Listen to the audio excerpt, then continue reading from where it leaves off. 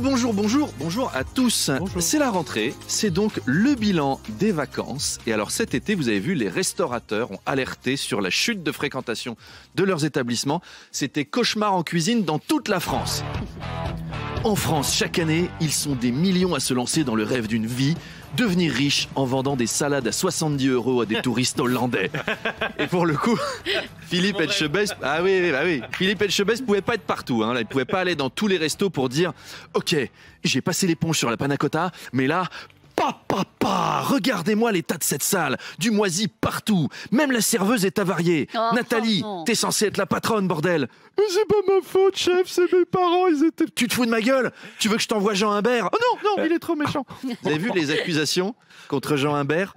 Une des femmes a même déclaré « Il m'a versé du champagne dans les yeux ». C'est là que tu vois que c'est un grand chef, hein. Il maltraite peut-être, mais avec des produits de qualité. C'est comme si Bernard Arnault frappait sa femme avec des lingots d'or. Bing. Bref, les Français ont boudé les restos, surtout ceux qui te servent une planche mixte à 45 €. T'as 2 bouts de camembert Aldi, 3 morceaux de comté industriel et 6 tranches de saucisson top budget pour le prix d'un étoilé. Et même les cafés gourmands, là, ça devient une escroquerie. Vous faites un resto avec 2 potes, vous prenez 3 cafés gourmands, bing, 100 balles pour avoir un mini financier, une framboise, une boule vanille. 3 cafés gourmands, c'était déjà une arnaque dans la musique. Alors dans la restauration, j'en parlais avec Manu Le Chypre dans les couloirs qui me disait « Moi, si je devais monter un groupe de musique, je l'appellerais 3 planches de charcutes.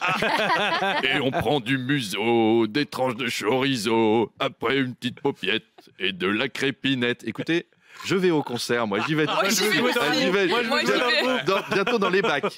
Cette semaine, le MEDEF organise la grande rencontre des entrepreneurs de France à Roland-Garros. Oui, alors ça m'a fait marrer pour parler stratégie, performance, compétitivité. Ils ont choisi le seul endroit où les Français perdent depuis 40 ans.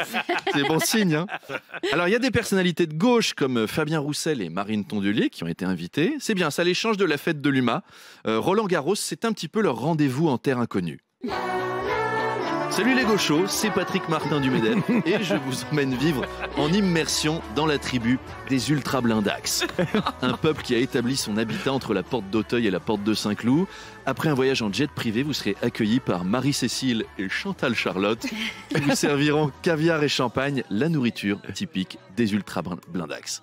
Mais c'est un peu bling bling Roland-Garros, je trouve. C'est bon, on est le MEDEF. On n'allait pas faire notre meeting au bowling de Cergy-Pontoise. On n'allait pas aller à la taverne de Maître Canter de Bar-le-Duc. La fameuse. On laisse ça aux losers.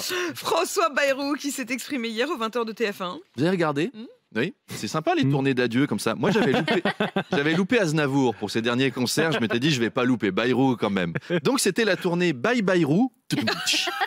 Alors, il y avait un jeu de mots tout à l'heure qui vous aurait plu, Manu. Alors il a voulu régler ses comptes, notamment avec une vieille copine, Simone. T'en fais pas, Simone, le bateau flotte encore. Ça, c'était la déclaration de la soirée. La France veut savoir qui est Simone. Parce qu'elle est pas fut-fut, hein, Simone. C'est pas la saucisse la mieux farcie du Chapelet, Simone. Elle croit que tout va bien. Le bateau coule. La France est une croisière Costa Concordia. Et Simone, elle veut rien faire pour arranger les choses. T'as raison, Simone. Ça flotte. Enfin, François Bayrou a terminé son interview par un harakiri en direct en s'en prenant aux boomers. Il a fustigé les boomers qui profitent du confort de la dette. Et alors, c'est courageux parce qu'il y a bien une catégorie à laquelle les politiques ne s'en prennent jamais. C'est les boomers, parce que c'est eux qui votent. Mais là, Bayrou a essayé de séduire les jeunes. Hier, c'était comme un daron qui débarque en soirée, quoi. Il était là. Yo, salut les Jones. Elle est d'enfer cette musique. J'adore la tech. Si on se mettait un petit Big Flo et Oli le sang. Vous connaissez Orelsan? Allez, signe de Joule. J'adore le rap. Moi, je kiffe Benny B. Écoutez ce son. Mais vous êtes fou. Oh oui. Ouais, ça déchire grave. C'est génial. Et alors, vous avez vu, face au très probable de François Bayrou, on entend beaucoup. Très probable départ. Oui, départ, pardon. Ça va être l'incertitude. J'ai dit quoi? Au très probable François Bayrou. Oui, très probable départ. C'est un départ qui s'annonce. Alors, tout le monde dit, c'est l'incertitude. J'en perds mes mots. C'est la tempête. Comment on va faire? On va être sous tutelle du FMI. La famine reviendra. La peste est à nos portes. Qui aurait pu prédire que la chute d'un homme avec aussi peu de charisme puisse faire trembler comme ça le ciel et les océans? Et encore, Bayrou, c'est rien. Mais qu'est-ce qui se passera quand Charlotte Parmentier, la ministre de la Famille, sera remerciée? Qu'est-ce qui va nous arriver? Une vague de divorce sur la France? Et Patricia Miralles, la ministre des Anciens Combattants, qu'est-ce qui va se passer quand elle sera plus là? Le soldat inconnu va sortir de l'anonymat, ça va être horrible. Et Patrick Mignola, le ministre délégué chargé des relations avec le Parlement. Mais ne nous abandonne pas, Patrick. Laissez-nous Françoise Gattel, qui est chargée de la décentralisation. J'ai pas envie d'être centralisé, moi. Je vous laisse, je vais aller pleurer en boule sous ma douche. Il nous reste plus que ça. À demain. À demain. J'ai découvert beaucoup de gens. On s'aperçoit pas que la France tournerait pas sans ces gens-là. Et bonjour. Salut Arnaud. Dans le face-à-face tout à l'heure sur RMC et BFM TV, je reçois le vice-président du groupe RN à l'Assemblée, Laurent Jacobelli. Oui, exactement. Laurent Jacobelli, qui est un des membres les plus intransigeants du RN. C'est pour ça qu'on l'appelle l'Ayatollah Jacobelli. Allez, bing! Jeu de mots. Eh oui, moi j'ai pas mis mon jogging Lecoq sportif pour costume du dimanche. Costume du dimanche. J'ai travaillé, moi. Contrairement à Laurent Jacobelli, qui revient des Seychelles, où il a passé 6 mois, tout bronzé, glandé, le téléphone coupé. C'est pour ça qu'on est dans une situation politique aussi bordélique. Si vous avez entendu François Bayrou hier soir, il l'a dit. Parce qu'ils étaient en vacances. Voilà, ils étaient en vacances. C'est pour ça qu'il n'a pas pu les contacter. Bravo Jacobelli. Ça boit des cocktails avec Jordan et Marine sur une plage de sable fin au lieu de s'occuper de la France.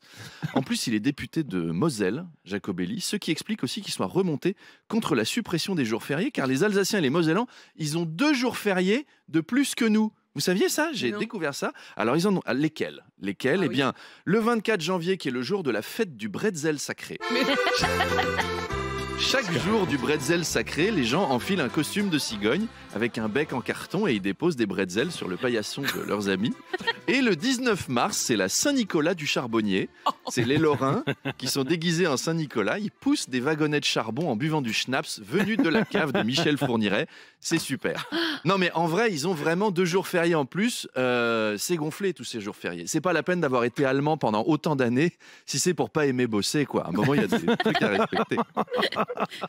Alors, depuis l'annonce de François Bayrou, Jordan Bardella se prépare à devenir Premier ministre. Il a commencé à lire « Devenir Premier ministre pour les nuls ». Donc, il était concentré. Il était là. Alors, nul, c'est bon, ça va, je le suis. Maintenant, chapitre 2, devenir Premier ministre. Les prérequis sont là, en tout cas. Et François Bayrou a justifié hier son pari de demander un vote de confiance malgré une défaite quasi certaine. Alors ça m'a vraiment fait marrer. Je ne sais pas si vous avez vu. Emmanuel Macron a déclaré apporter son soutien total à la démarche de François Bayrou. Vraiment, j'adore. Ça veut dire que Bayrou est venu le voir en lui disant « Monsieur le Président, j'ai décidé de me suicider politiquement. » Écoute, j'aime bien. J'adore l'idée. J'y vois aucun inconvénient. La démarche, je te soutiens totalement. Si t'as besoin d'une corde et d'un tabouret, t'hésites pas. Hein. Si tu veux te jeter sur des rails, je te dépose au métro Père-Lachaise. On gagnera du temps niveau logistique. Allez, rendez-vous avec l'Ayatollah Jacobelli. Je la remets une deuxième fois. Parce que je l'aime bien. On l'avait pas saisi. À 8h30, à tout à l'heure.